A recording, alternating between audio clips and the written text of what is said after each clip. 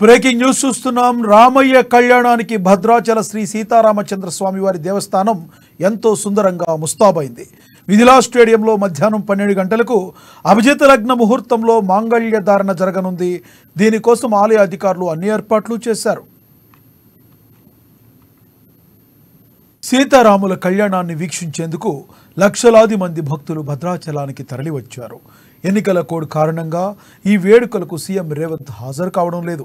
ప్రభుత్వం తరపున సీఎస్ శాంతకుమారి ముత్యాల తలంబ్రాలు, పట్టు వస్త్రాలు సమర్పించనున్నారు.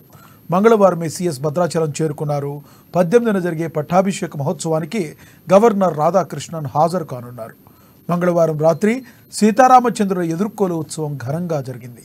స్వామివారి ఉత్సవ మూర్తులను సుందరంగా అలంకరించి విశ్వక్షేణ పూజ, పుణ్యాహవచనం నిర్వహించారు. అనంతరం రామయ్య, సీతమ్మ, లక్ష్మణులను గరుడ వాహనంపై ఊరేగింపుగా రాజవీధి గుండా తీసుకొచ్చారు. వైకుంఠ ద్వారం వద్ద వేలాది మంది భక్తుల సమక్షంలో ఈ వేడుక అత్యంత వైభవంగా జరిగింది.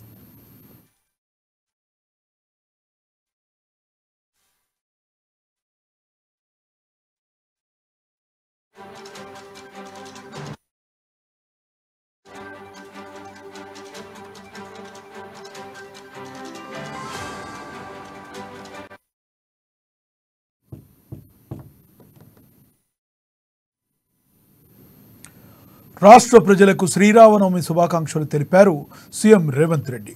భద్రాద్రి శ్రీరాముని క్షేత్ర ప్రాధాన్యాన్ని దేశమంతటికీ చాటేలా ఘనంగా నవమి వేడుకలు నిర్వహించాలని అధికారులకు సీఎం ఆదేశించారు.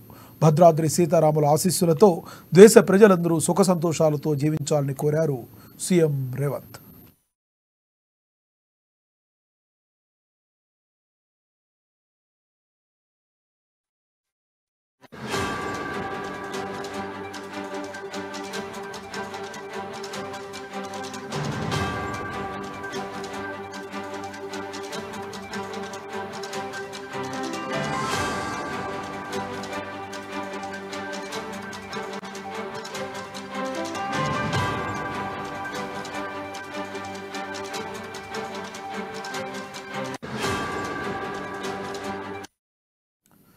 సీతారాముల కళ్యాణాన్ని వీక్షించేందుకు లక్షలాది మంది భక్తులు భద్రాచలానికి తరలివచ్చారు.